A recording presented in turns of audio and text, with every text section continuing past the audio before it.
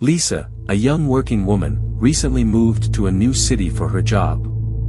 Her shift ended late at night, around 1 a.m. Every night, after finishing her work, she would take a cab to the railway station and board the last train home. That night, like always, she stood on the platform, waiting for her train. But something felt off.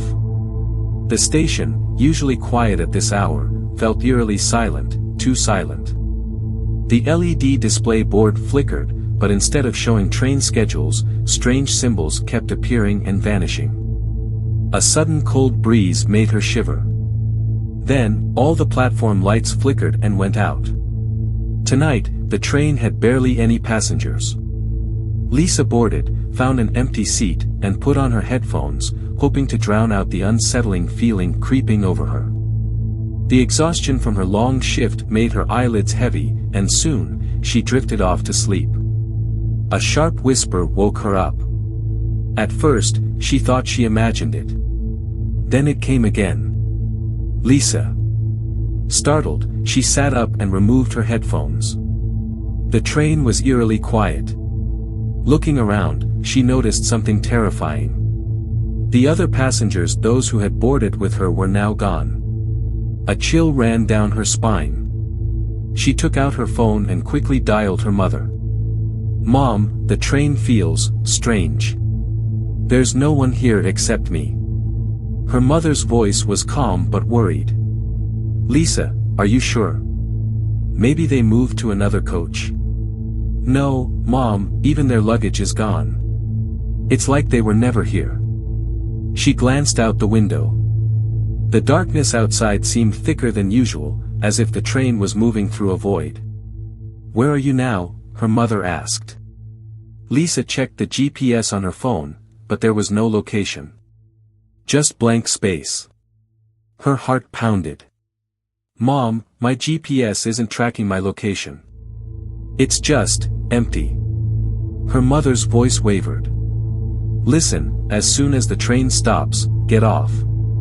I'll come to get you." Lisa held her phone tightly and waited. This train was supposed to stop every 15 minutes. But tonight, 25 minutes had passed, and it showed no sign of slowing down. Feeling uneasy, she got up and made her way toward the driver's cabin. She knocked on the door. No answer. She knocked harder. Still no response. Her breath quickened.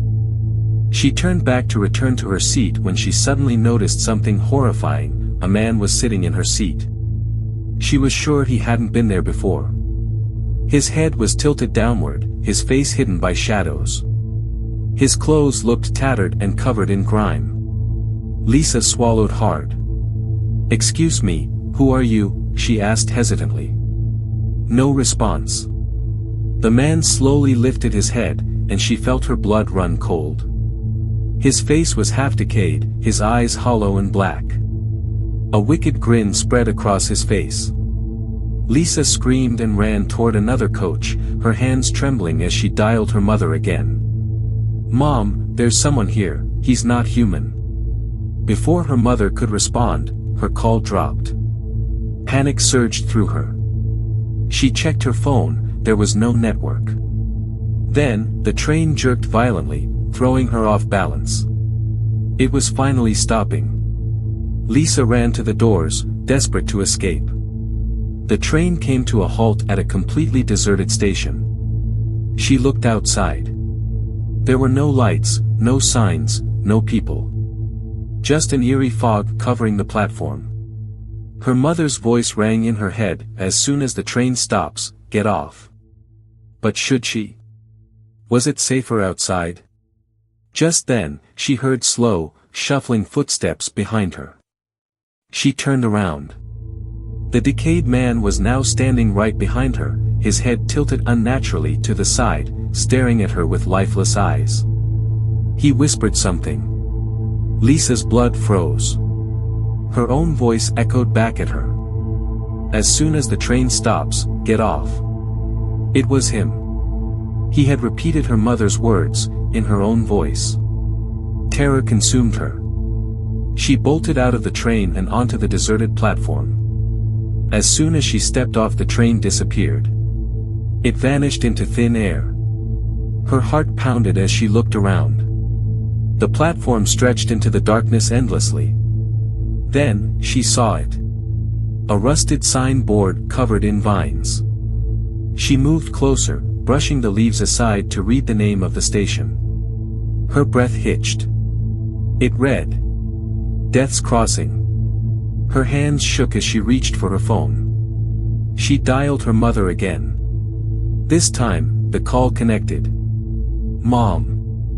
I don't know where I am." "Lisa," her mother's voice trembled, "where have you been?" "What do you mean?" "You've been missing for 3 days." Lisa's world spun. "But I just left work a few hours ago," she whispered. "No, Lisa. We searched everywhere. The police said, the last place you were seen was on a train." "But that train," her mother's voice cracked, "that train crashed 3 years ago. Everyone on board died." The call cut off. The phone in Lisa's hand melted into ash. A gust of wind blew past her, carrying an eerie whisper. "You were never meant to leave." Lisa turned to run, but the platform was now a graveyard. Tombstones surrounded her, names scratched out. She spun in circles, hyperventilating. A whisper slithered through the air. "Pick a grave, Lisa. One is waiting for you." A skeletal hand shot up from the ground, grabbing her ankle. She screamed. Hands. So many hands. Gripping her legs, her waist, her arms. They dragged her downward. She clawed at the dirt, struggling, but it was useless. She was sinking. The last thing she saw was a name carved on a tombstone. Her own name. Then, the world went black. 1 week later. A search team found Lisa's abandoned bag near the railway tracks. Her body was never recovered. But one stormy night, a train conductor reported something strange, an unscheduled train sitting silently at an abandoned platform. Inside, a young woman stood near the window, her pale face illuminated by flickering lights. Her eyes held a sorrowful emptiness, as if waiting for someone to recognize her. When the conductor stepped closer, she raised a trembling hand and placed it against the glass. Her lips moved, forming silent words, "Help me."